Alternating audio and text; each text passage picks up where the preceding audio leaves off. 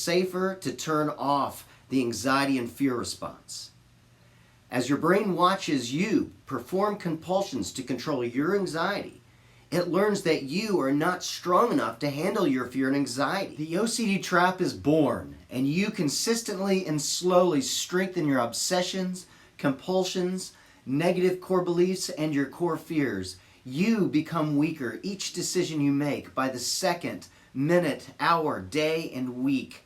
Very slowly, OCD patiently sneaks up on you to hunt its prize, your brain and your behaviors. If your life doesn't change too rapidly, then you don't notice that it has already taken over your life until you feel like you're in quicksand, too thick and too deep from which to free yourself. It's like a frog in boiling water that they slowly heat up. More likely than not, OCD symptoms will most likely get worse without treatment. The devastation of lives by OCD is all too familiar when you treat as many cases a year as I do. You see people acting like animals or robots who have been programmed by some horrible fear buried deep within their brains. They act as if they have no common sense or free will. They feel predestined to destroy their lives in some wild, crazy way that most people would not be overly concerned about. They seem to have no capacity for logical or rational thought. It's terrifying to see. The fear and anxiety they have is so powerful due to the fact that they are entirely connected to their ancient animal emotional brain, which wants guarantees of safety from anxiety and fear, because their brain believes these feelings always lead to self-destruction. Your brain, which thinks emotionally, has conflated anxiety and fear with danger. One does not mean the other is present. Your brain doesn't want you to die. It will keep you alive no matter what. Your brain has been correctly programmed by evolution to keep you alive at all cost. Your brain's job is to be your bodyguard or secret service agent whose sole purpose is to figure out all possible scenarios in which you could be harmed. You should see your OCD as the enemy, or if you'd like, just a crazy aunt who is always nagging you to put on your coat. Don't catch a cold! Fear is not your friend 99% of the time in the real world, that in which you live.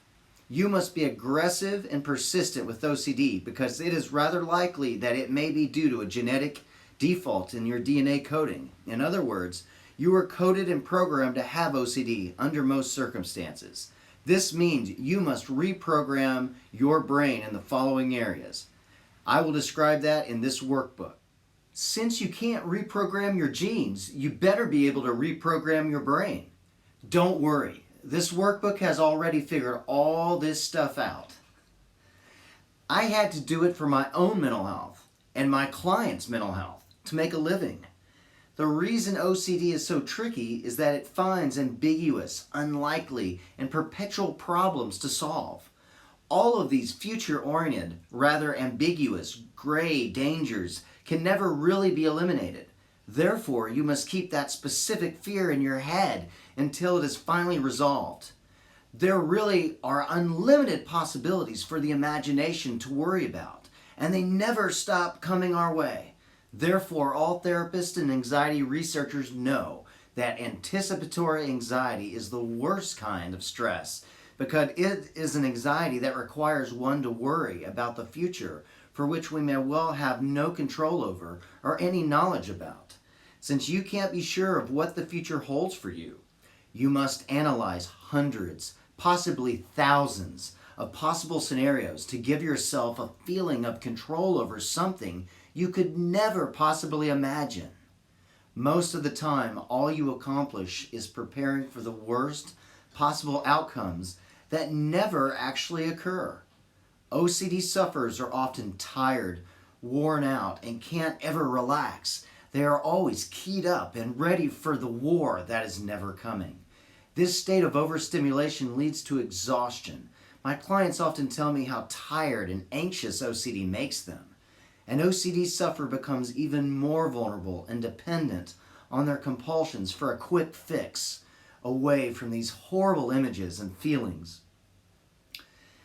It is always the most desperate person that makes the worst decisions to escape their pain. Clients will often act like a drug addict, hooked on compulsions for the ultimate relief of fear. One compulsion after another just to get their fix in order to reduce anxiety. We can't keep living off compulsions as a drug addict, hooked on drugs to make ourselves feel better. We have to take back our lives now. I took back my life from OCD. I helped my dad take back his life from OCD. My clients have taken back their lives from OCD. Now it is your turn. This is your moment. This is your time to take back your life from OCD. Don't let the caveman's brain